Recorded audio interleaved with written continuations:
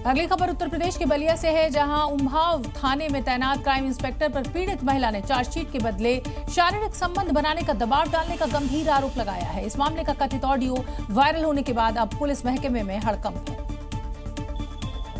और एसपी ने जांच के बाद 2 इंस्पेक्टर को निलंबित कर दिया। महिला का दावा है कि दर्ज मुकदमे में चार्जशीट दाखिल करने के नाम पर उससे पैसों की डिमांड की गई। इसके साथ ही शारीरिक संबंध बनाने के लिए अनैतिक दबाव भी बनाया गया। फोन पर बातचीत का ऑडियो वायरल हो गया है।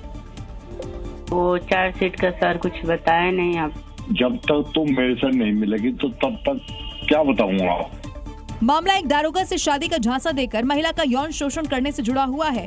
पीड़ित महिला लंबे समय तक थाने के चक्कर काटती रही, लेकिन उसकी कोई सुनवाई नहीं हुई। थक हार कर महिला ने आजमगढ़ डीआईजी के समक्ष पेश होकर न्याय की गुहार लगा दी।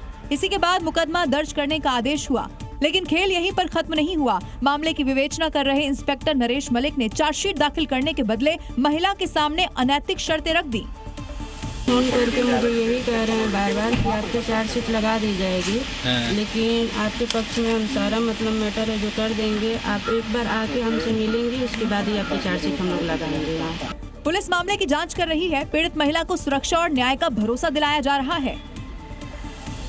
अगली खबर राजस्थान के जैसलमेर से, जहां उपभोक्ता आयोग ने मशहूर कंपनी कोको कोला पर 2 लाख रुपए का जुर्माना लगा दिया है और साथ ही शिकायत करने वाले को मानसिक और आर्थिक क्षति के रूप में 40,000 रुपए और केस लड़ने के जो खर्चा उसका हुआ है 10,000 रुपए देने का आदेश भी दिया है।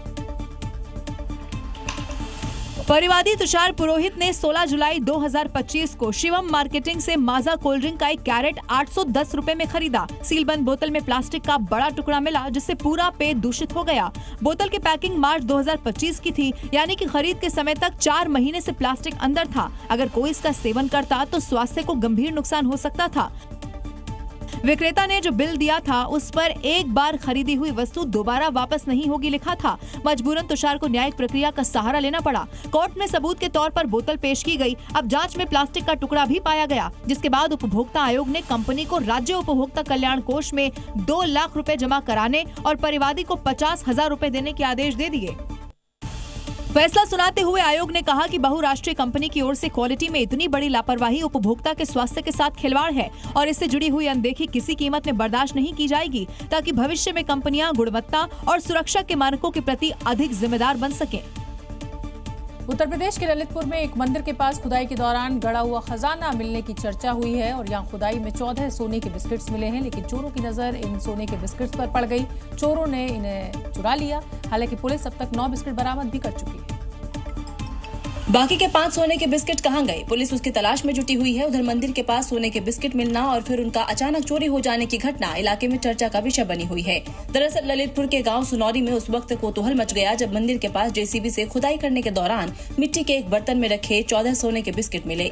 ये सोने के बिस्किट कई साल पुराने बताए जा रहे हैं। सोना मिलने के बाद तय हुआ कि इसे वापस उसी जगह गाड़ दिया जाए जहाँ से ये मिले थे, लेकिन इन सोने के बिस्किट पर रातों रात चोरों ने हाथ साफ कर दिया। एक दिन में ही सोना मिलने और फिर उसके चोरी होने की घटना से इलाके में हड़कंप मच गया। फौरन इसकी खबर पुलिस को दी गई। पुलिस ने मामले में कार्रवाई करते हुए 5 नामजद समेत कुछ अज्ञात लोगों के खिलाफ एफआईआर दर्ज की और अब तक 9 सोने के बिस्कुट को बरामद कर लिया है। खुदाई से मिलने वाले इन सोने के बिस्कुट को पुलिस ने सरकारी कोष में जमा कर दिया है।